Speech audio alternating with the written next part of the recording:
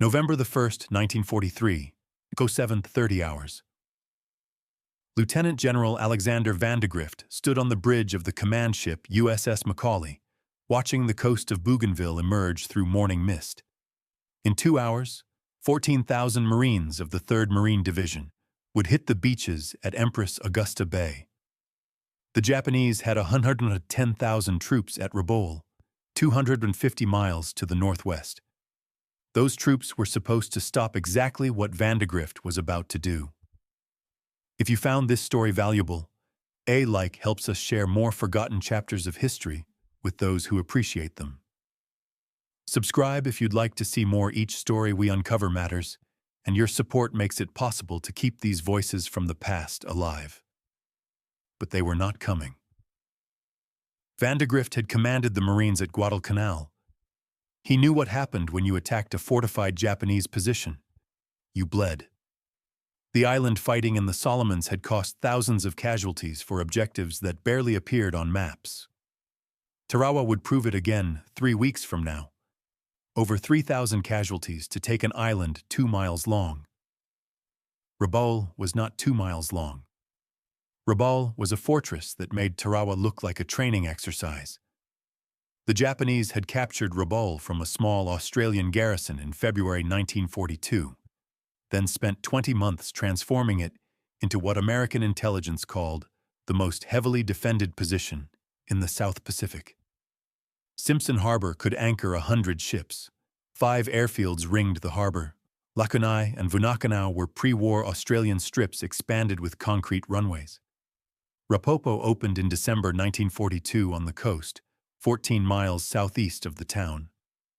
Tobera was completed in August 1943, halfway between Vunakanau and Rapopo. Keravat sat on the north coast, 13 miles southwest. Together they had protective revetments for over 400 aircraft and runways that could handle Japan's heaviest bombers. 367 anti-aircraft guns covered every approach to Simpson Harbor and the airfields. 43 coastal defense guns protected the beaches. 6,000 machine guns were positioned in bunkers and pillboxes, but the guns and airfields were only the visible defenses. The real fortress lay underground. Japanese Army engineers had carved hundreds of miles of tunnels into the volcanic rock, creating an underground city that no bomb could reach. Barracks for 20,000 men. Hospitals that could treat thousands of wounded. Ammunition dumps holding tens of thousands of tons of explosives. Command centers buried so deep that even the heaviest American bombs detonated harmlessly on the surface. By mid-1943, over 110,000 Japanese soldiers, sailors, and airmen were based at Rabaul. It was the Pearl Harbor of the South Pacific. Except Pearl Harbor had been surprised and vulnerable. Rabaul was prepared and impregnable.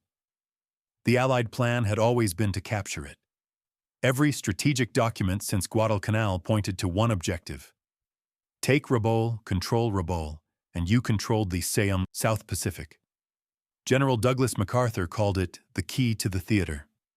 Admiral Ernest King identified it as the primary objective for 1943. The combined chiefs of staff approved Operation Cartwheel specifically to encircle and capture Rabaul by March 1944. But military planners looking at intelligence estimates saw a problem that couldn't be solved by courage or firepower. Taking Rabaul would cost more American lives than any battle since the Civil War. The Japanese had learned from Guadalcanal and every island fight in 1942. They knew the Americans would come with naval gunfire and air superiority. They knew Marines would establish beachheads. So they built defenses designed to turn those advantages into liabilities. The tunnels made strategic bombing ineffective. The anti-aircraft guns meant air support would be murderous to deliver. The garrison size meant achieving numerical superiority would require stripping forces from every other theater. Rabaul's geography offered only 3 possible landing beaches, all narrow, all covered by interlocking fields of fire from positions the Japanese had spent 18 months fortifying. Intelligence analysts estimated an amphibious assault would suffer 30% casualties. Naval historian Samuel Eliot Morison would later write that Tarawa, Iwo Jima, and Okinawa would have faded to pale pink compared to the blood that would have flowed if the Allies had attempted an assault on Fortress Rabaul. By mid-1943, planners were calculating that 60,000 assault troops would suffer 18,000 killed and wounded, and that assumed everything went right. Those estimates didn't account for Japanese reinforcements from Truk, weather delays, or failed naval bombardments. There had to be another way. The first American commander to die attacking Rabaul was Brigadier General Kenneth Walker. Walker commanded the 5th Air Force Bomber Command under General George Kenney. He was 44 years old, a theorist who believed strategic bombing could win wars without ground invasions. He had taught at the Air Corps Tactical School, written doctrine, spent his career arguing that air power properly applied could destroy any target. Rabaul was his chance to prove it. Walker flew his first mission over Rabaul in September 1942. The raid accomplished nothing. Japanese fighters and anti-aircraft fire drove off the bombers before they could do serious damage. But Walker believed persistence would work. Hit them again and harder. Destroy their aircraft on the ground, sink their ships in the harbor, crater their runways. Eventually, the base would become unusable. On January 5, 1943, Walker led a daylight bombing raid on Simpson Harbor with 6 B-17 Flying Fortresses and 6 B-24 Liberators. The plan was to hit Japanese transports before they could depart for New Guinea. General Kenney had ordered a dawn raid to avoid Japanese fighters, but Walker delayed it until noon, arguing his bombers needed daylight to form up properly. 12 bombers attacked at high noon against the most heavily defended target in the Pacific. The Japanese were waiting. Fighters from 3 airfields scrambled to intercept. Anti-aircraft guns opened fire from positions ringing the entire harbor.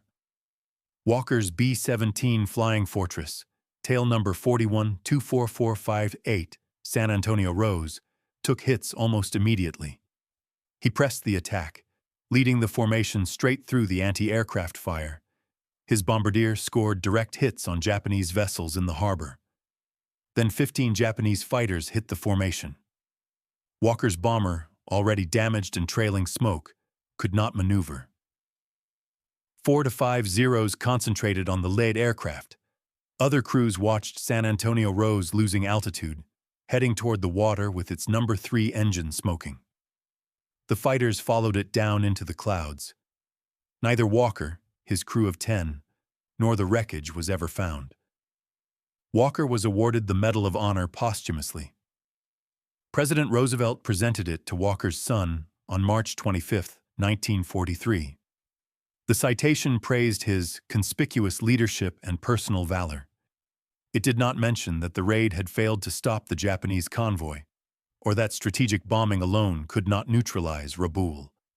Walker remains the highest-ranking American officer still listed as missing in action from World War II. The second major attempt came in October 1943. By then, Allied forces had captured airfields close enough to mount sustained bombing campaigns. General Kenney planned a massive raid for October 12, 349 aircraft, the largest strike ever assembled in the Southwest Pacific. B-25 Mitchells, B-24 Liberators, P-38 Lightnings, Australian Beaufighters, everything the Allies could put in the air. The raid hit all 5 airfields simultaneously. Bombardiers reported devastating results. Kenney's after-action report claimed over 100 Japanese aircraft destroyed on the ground, multiple fuel dumps set afire, runways cratered beyond use. Theater Command sent congratulatory messages.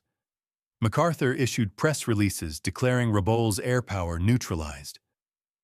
It was not true. Japanese engineers repaired the runways in 36 hours. Most fuel dumps had been empty, the Japanese having moved supplies underground weeks earlier. The aircraft count was wildly exaggerated. The Japanese had lost fewer than 20 planes, most already damaged and awaiting parts. The raid looked impressive in photographs, but Rabaul remained fully operational. Kenney tried again on November 2nd. 72 B-25 medium bombers and 80 P-38 fighters hit Simpson Harbor in a low-level attack, strafing and bombing at minimum altitude. It was the most dangerous mission the 5th Air Force had flown. The Japanese had reinforced Rabaul just one day earlier with 173 carrier aircraft. Elite pilots from the fleet carriers Zuikaku, Shokaku, and Zuiho. Admiral Koga had stripped his combined fleet of its best aviators and sent them to defend Rabaul. Those pilots were waiting. The American formation flew into what survivors would call the toughest fight the 5th Air Force encountered in the entire war. Japanese fighters met them at the harbor entrance.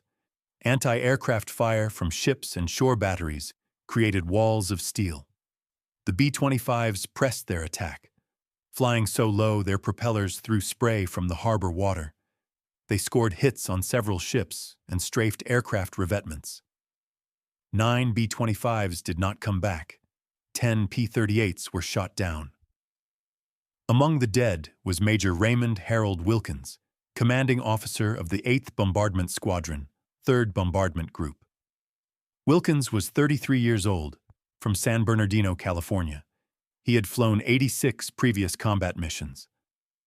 On his 87th mission over Rabaul, Wilkins led his squadron into Simpson Harbor through intense anti-aircraft fire.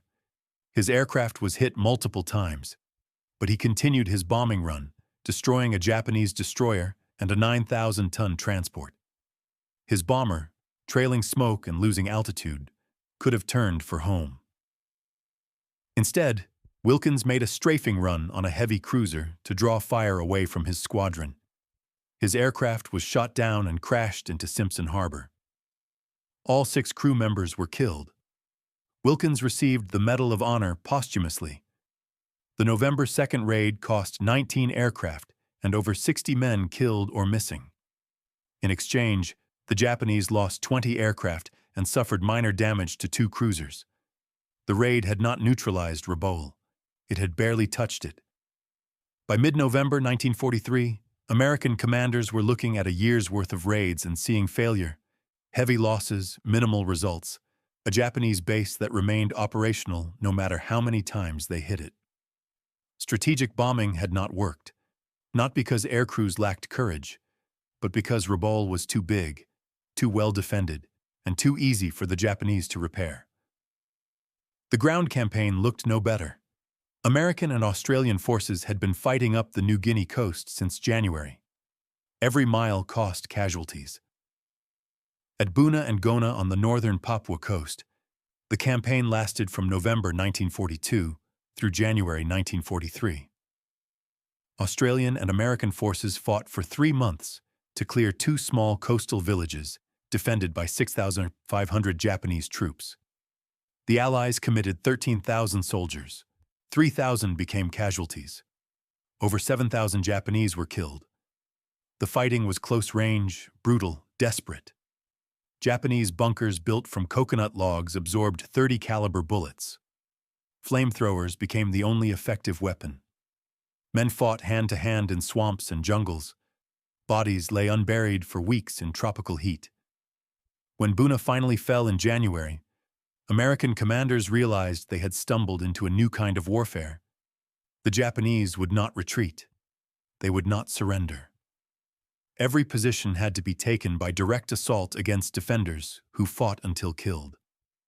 If Buna cost 3,000 casualties for 2 villages, what would Rabaul cost? At Lae in early September 1943, MacArthur launched his most ambitious operation yet. The 503rd Parachute Infantry Regiment jumped onto Nadzab airfield while the Australian 9th Division landed amphibiously at Flaw. Despite the operation's tactical success, the Japanese 51st Division defending Lae did not collapse. They conducted a fighting retreat through jungle mountains. The Australians pursued, losing men to ambushes and exhaustion. 2 weeks of operations cost the Australians 400 casualties. The pattern repeated across New Guinea. Finschhafen fell in October after bitter fighting. The Huon Peninsula was cleared by January 1944, But Japanese forces withdrew in good order. Every objective took longer and cost more than estimated.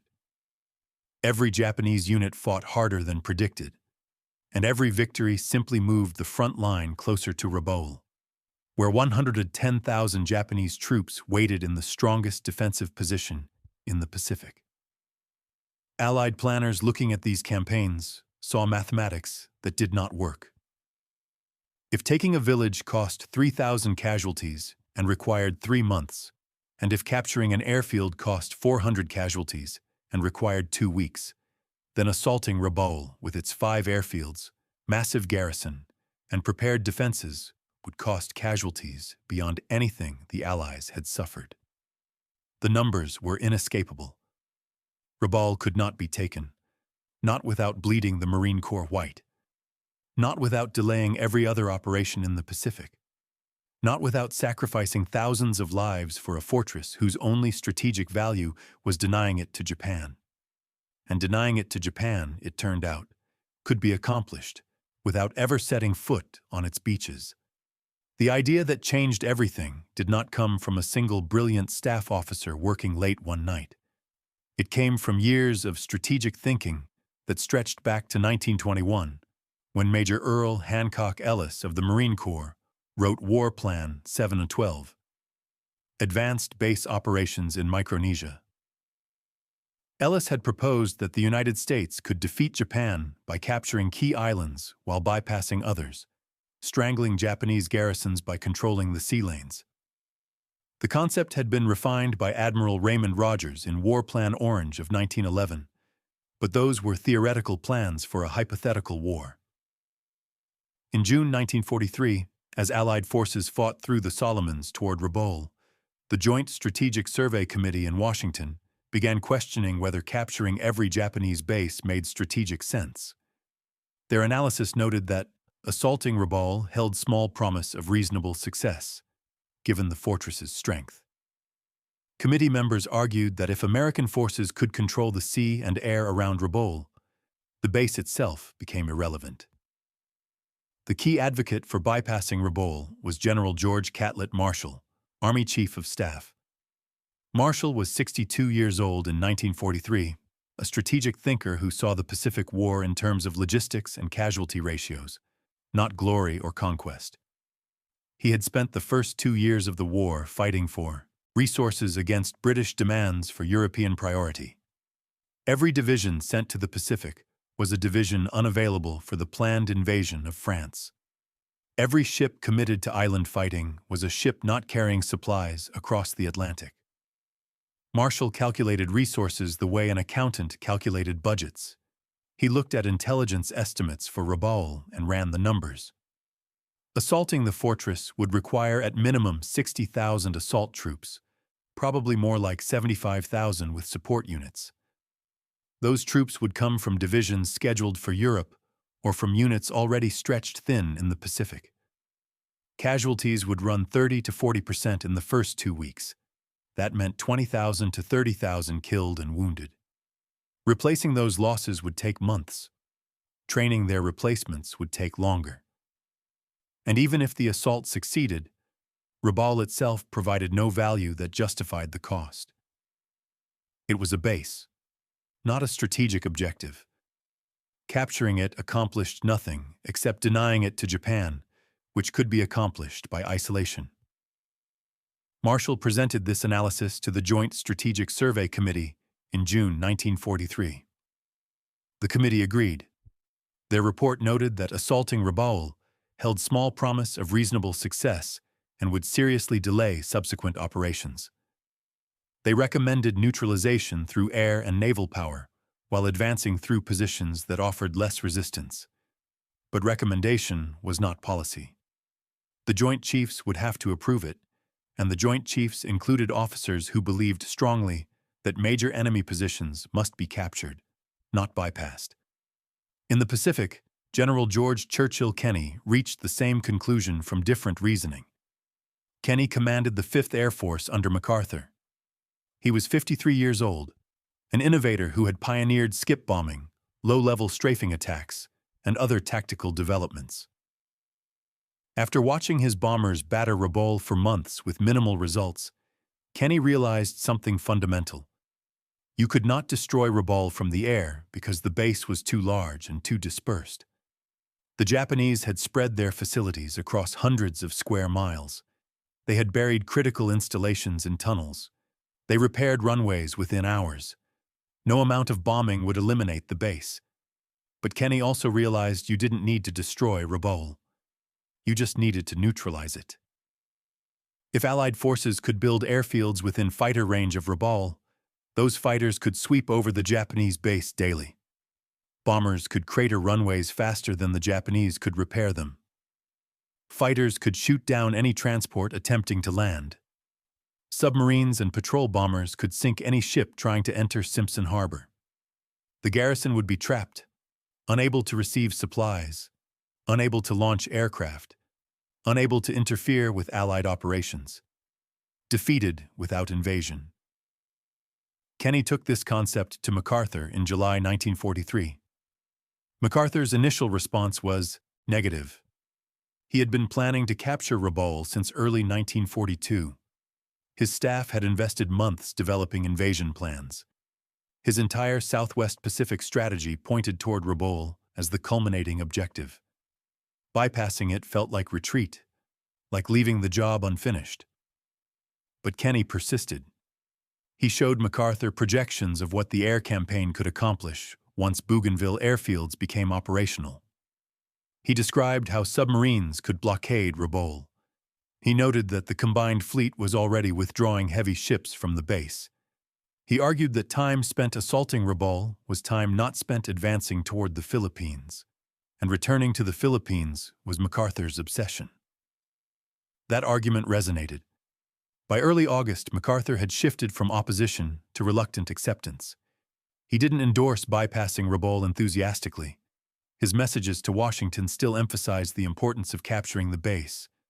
But he stopped actively fighting the concept and allowed his staff to develop contingency plans for isolation rather than assault. Admiral William Halsey came to the same conclusion through battlefield experience. Halsey commanded the South Pacific area. He had been fighting through the Solomons since taking command in October 1942. He had seen Guadalcanal turn into a 6-month bloodbath. He had watched good men die on New Georgia capturing airfields that could have been bypassed. He had lost ships, lost aircraft, lost Marines to diseases that spread through jungle camps. On August 15, 1943, Halsey implemented the first pure bypass operation of the Pacific War. Instead of assaulting the heavily fortified Japanese base on Colombangara in the Central Solomons, he landed troops on lightly defended Vella La Vella to the northwest. The operation succeeded brilliantly. American forces built an airfield on Vella La Vella, while the Japanese garrison on Colombangara sat isolated and irrelevant. 6 weeks later, the Japanese evacuated Colombangara without American forces firing a shot at the base itself. Halsey had proven the concept worked. In August 1943, the combined chiefs of staff met in Quebec for the Quadrant Conference. The gathering brought together American and British military leadership to coordinate strategy across all theaters. The question of what to do about Rabaul dominated Pacific discussions. Prime Minister Winston Churchill attended with his chiefs of staff. President Franklin Roosevelt brought Marshal, Admiral Ernest King, and General Henry Arnold of the Army Air Forces. The conference lasted from August 17th through August 24th.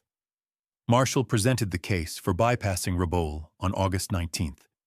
He had prepared meticulously. He brought maps showing Rabaul's defenses, intelligence estimates of garrison strength, casualty projections for amphibious assault, and alternative plans for isolating the base.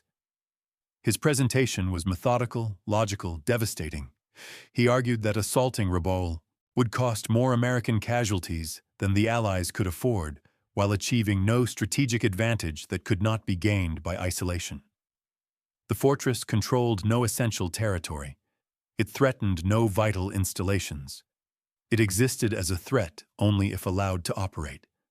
Deny it the ability to operate, and it became irrelevant. Admiral Ernest Joseph King, Chief of Naval Operations, supported Marshall. King was 64 years old. Abrasive, difficult, brilliant. He had been fighting for Pacific resources against European priorities since Pearl Harbor. He knew exactly how many ships, aircraft, and men were available.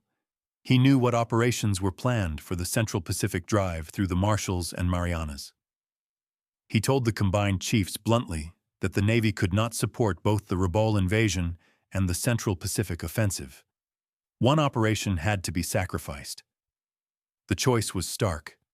Spend resources taking a fortress that achieved nothing strategic, or spend those resources advancing toward Japan. King voted for advancing toward Japan. MacArthur's representatives at Quebec continued arguing for capturing Rabaul. Brigadier General Stephen Chamberlain represented Southwest Pacific area interests. Chamberlain was MacArthur's operations officer, intelligent, loyal, committed to his commander's vision. He argued that bypassing Rabaul would leave a dangerous threat in Allied rear areas. He predicted the Japanese would use Rabaul to raid American supply lines. He warned that failing to capture such an important base would be seen as weakness, would damage American credibility, would embolden Japanese resistance elsewhere. Marshall countered every argument with casualty figures. He asked Chamberlain directly, "How many Marines is Rabaul worth? 20,000, 40,000. At what point does the cost exceed the value?" Chamberlain had no answer. The question was unanswerable because Rabaul had no strategic value that justified any casualties at all. It was a base. Bases could be isolated. Marshall pressed his advantage. The British chiefs of staff sided with Marshall. They were fighting in Burma, facing their own resource limitations, watching casualties mount in Italy. They had no interest in seeing American resources consumed in a battle that achieved nothing except denying Japan a base that could be denied through isolation.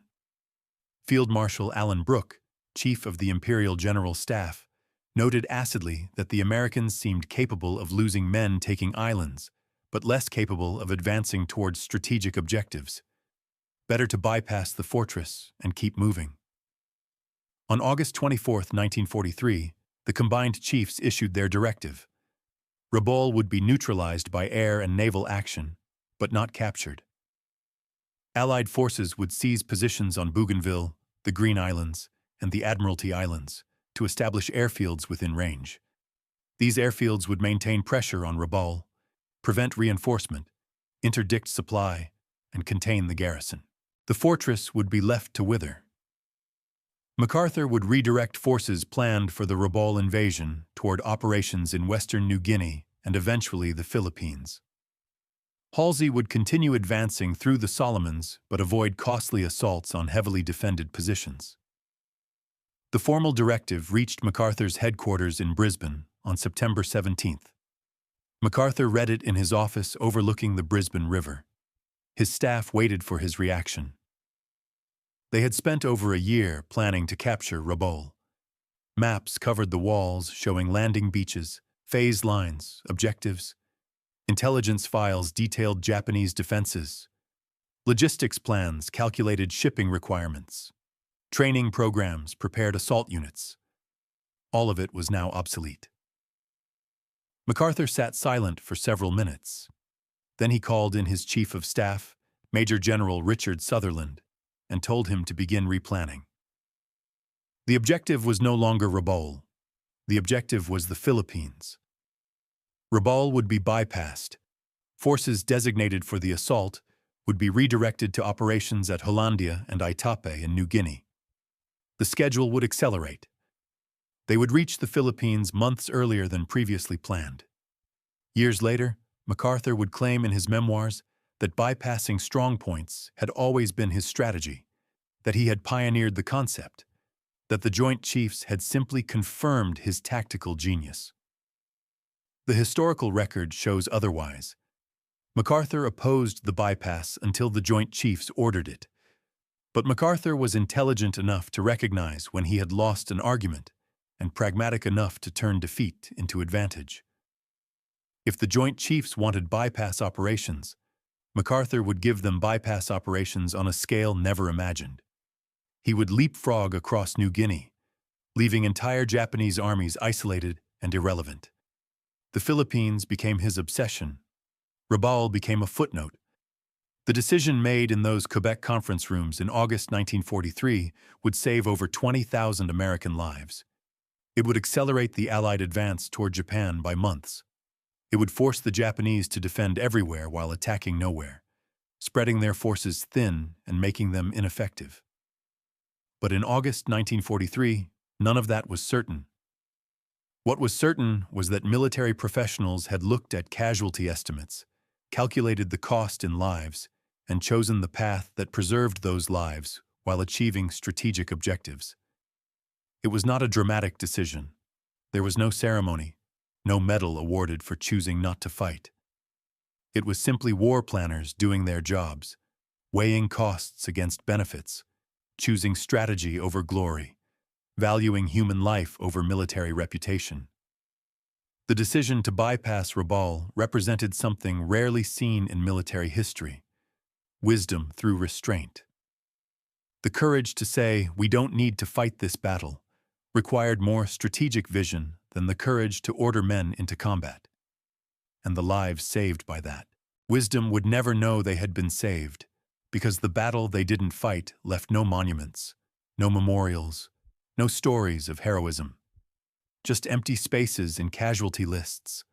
Just sons who came home. Just a fortress that sat unconquered because someone had the wisdom to realize that conquest wasn't necessary.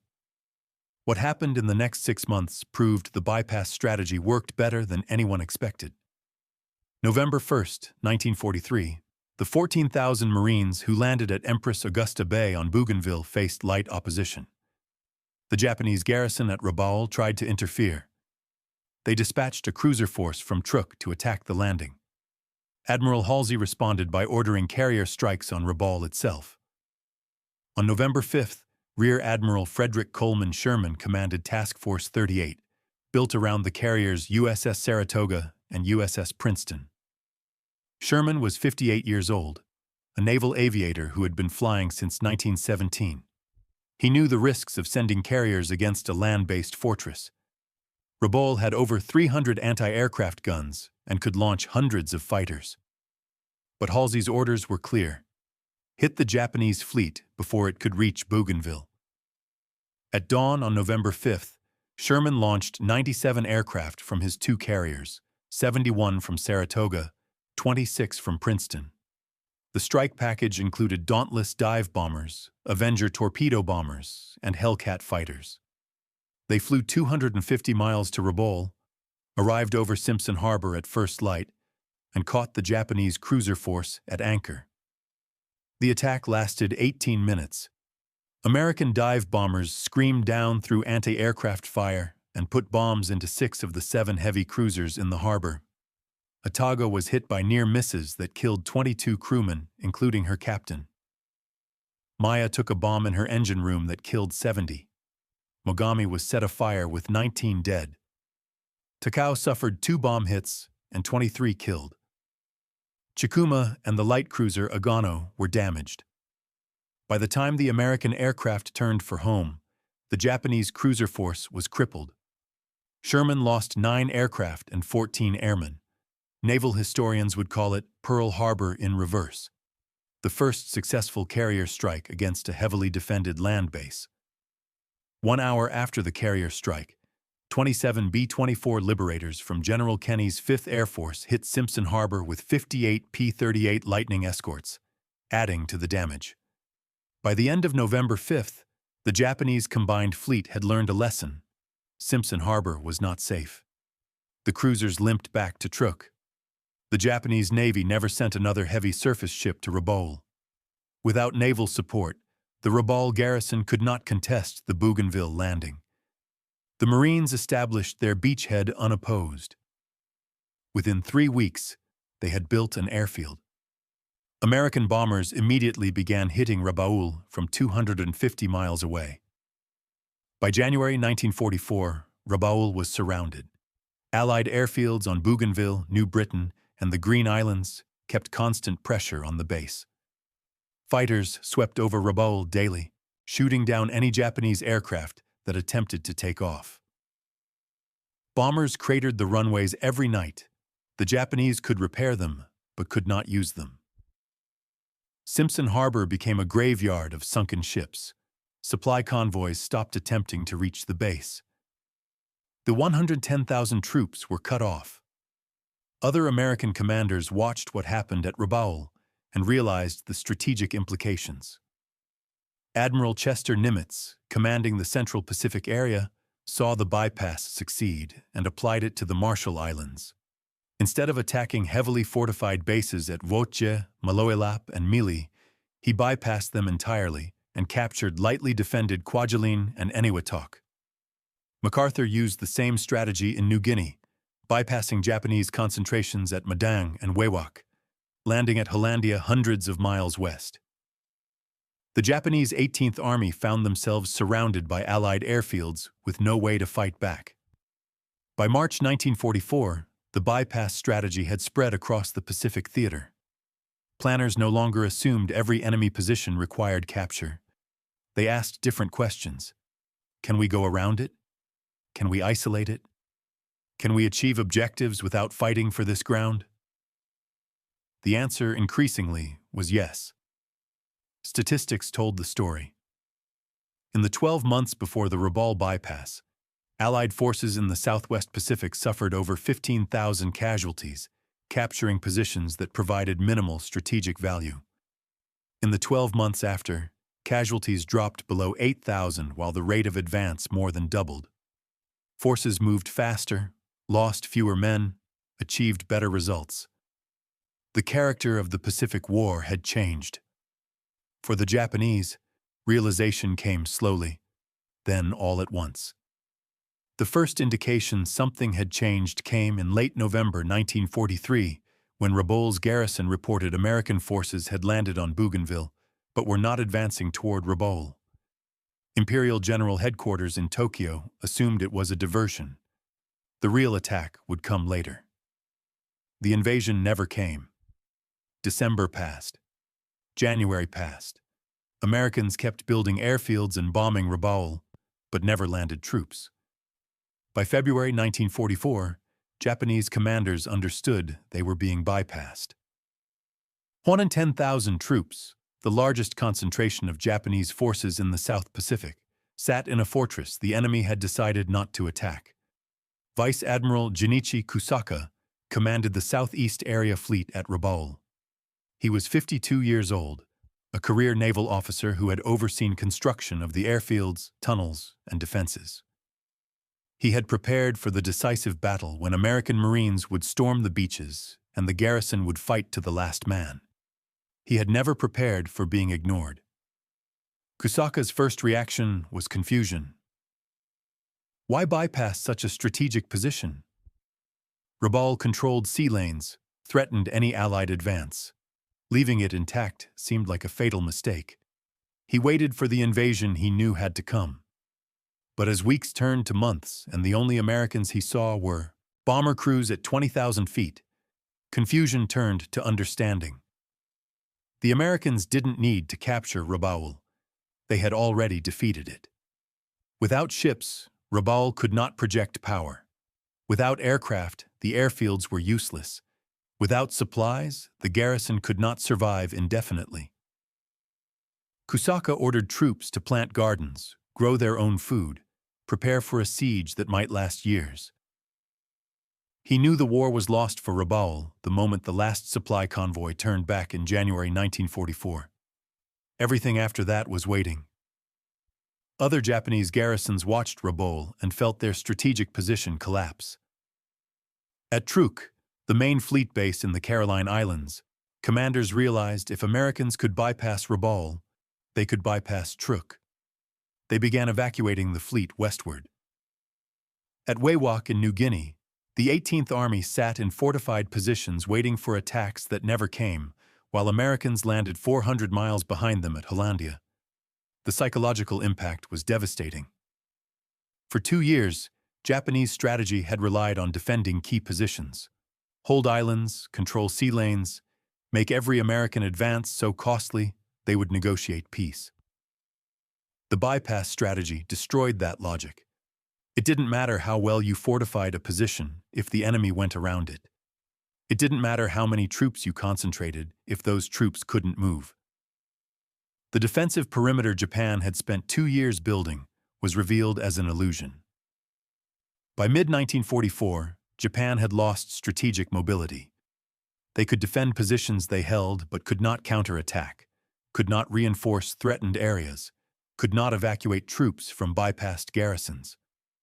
Americans controlled sea and air, which meant Americans controlled the pace and direction of the war. The reversal was complete. In early 1943, Japanese commanders believed Rabaul was the key to holding the Southwest Pacific. By late 1944, Rabaul was a prison, 110,000 troops sitting in tunnels, growing vegetables in volcanic soil, waiting for relief that would never come. Americans had defeated Rabaul without firing a shot at it on the ground. They did it by making it irrelevant. Vice Admiral Junichi Kusaka remained at Rabaul until Japan surrendered in August 1945. His garrison, isolated for 18 months, suffered catastrophic losses not from combat, but from starvation and disease. When Australian forces entered Rabaul in September 1945, they found approximately 69,000 Japanese soldiers and 20,000 civilian workers still alive. Over 20,000 had died. The garrison had sustained itself better than expected by converting to agriculture. They grew rice, sweet potatoes, and tapioca in fields carved from jungle. They fished, raised chickens, and rationed carefully. An Australian general at the surrender remarked that Rabaul had become like a small, independent country. In interviews before his death in 1972, Kusaka said the worst part of Rabaul was not the bombing or the starvation. It was waiting for an enemy who never came. Waiting for reinforcements that never arrived. Waiting for a battle that would give their sacrifice meaning. The battle never happened. Brigadier General Kenneth Walker's body was never recovered. He remains listed as missing in action, the highest-ranking American officer never accounted for from World War II. His name appears on the tablets of the missing at Manila American Cemetery. Walker Air Force Base in New Mexico was named after him and operated from 1947 until 1967. Walker Hall at Maxwell Air Force Base in Alabama still bears his name. Major Raymond Wilkins is buried at Manila American Cemetery in the Philippines. His Medal of Honor was presented to his family in 1944. The citation describes how he led his squadron through the heaviest anti-aircraft fire the 5th Air Force had encountered, destroyed 2 enemy vessels, then made a final strafing run to protect his men at the cost of his own life. Wilkins flew 87 combat missions. He died on his 87th. The bypass strategy received no formal recognition during the war. There was no ceremony celebrating the decision not to invade Rabaul. No medals were awarded for saving 20,000 lives by choosing not to fight. The Joint Chiefs issued a directive. Commanders implemented it. The war moved on. General George Marshall returned to Washington after the war and served as Secretary of State, then Secretary of Defense. He was awarded the Nobel Peace Prize in 1953 for the Marshall Plan that rebuilt Europe. When historians asked about the Pacific War, Marshall would say the decision to bypass Rabaul was one of the most important strategic choices of the conflict. He estimated it saved tens of thousands of American lives and shortened the war by months. He never claimed credit for himself. He said it was a collective decision made by military professionals looking at casualty estimates and choosing the path that preserved lives while achieving objectives. Admiral William Halsey became a national hero. He returned home in 1945, was promoted to Fleet Admiral, retired in 1947. When asked about Rabaul, Halsey said bypassing it was common sense once the casualty estimates came in. No sane commander would throw Marines at a fortress when you could go around it. General Douglas MacArthur commanded Allied forces until Japan surrendered, oversaw the occupation, later commanded United Nations forces in Korea. In his memoirs published in 1964, MacArthur devoted considerable space to explaining how he had pioneered the bypass strategy. He wrote that he had always intended to avoid frontal assaults on fortified positions, that leaving enemy forces to wither on the vine was his innovation. Historical documents show MacArthur opposed the bypass until the Joint Chiefs overruled him. But by the time he wrote his memoirs, MacArthur had convinced himself otherwise. The strategic lesson was learned and applied across the Pacific. American planners used the bypass strategy at Truk, Wewak, Kavieng, and dozens of smaller Japanese bases. Historians estimate the strategy saved over 100,000 American casualties by avoiding unnecessary assaults on fortified positions. It accelerated the Allied advance toward Japan by months. It forced Japan to defend everywhere while attacking nowhere, spreading their forces thin and making them ineffective. That is how strategy actually changes in war. Not through one brilliant staff officer having a revelation late at night, but through collective analysis by military professionals weighing costs against benefits. Major Earl Hancock Ellis wrote the theoretical framework in 1921. Admiral Raymond Rogers incorporated it into war plans in 1911. The Joint Strategic Survey Committee applied it to Rabaul in June 1943. General Marshall advocated for it against MacArthur's resistance. General Kenney provided the air power component. Admiral Halsey implemented it first at Vella Lavella. Then at Rabaul, the Joint Chiefs made it official policy. And 110,000 Japanese soldiers sat in a fortress for 18 months, defeated not by battle, but by strategic irrelevance. The physical remains of Rabaul still exist. The tunnels are there, carved into volcanic rock, slowly filling with jungle vegetation. The airfields are overgrown, runways cracked and broken, revetments collapsing. Simpson Harbor is clear now, wrecks salvaged or left to rust on the bottom. There is a memorial at Rabaul. It commemorates Australian soldiers who died defending the town in 1942 and Allied airmen who died attacking it in 1943 and 1944. There is no memorial to the Japanese garrison that starved there. There is no plaque honoring General Marshall, who advocated for bypassing the fortress, or the Joint Strategic Survey Committee members who first proposed it, or the thousands of Marines who did not die because someone had the wisdom to choose not to invade. But those unmarked victories, those battles never fought, those casualties never suffered, represent the truest form of military genius. The courage to say, "We don't need to fight this battle," required more strategic vision than the courage to order men into combat, and the lives saved by that wisdom never knew they had been saved.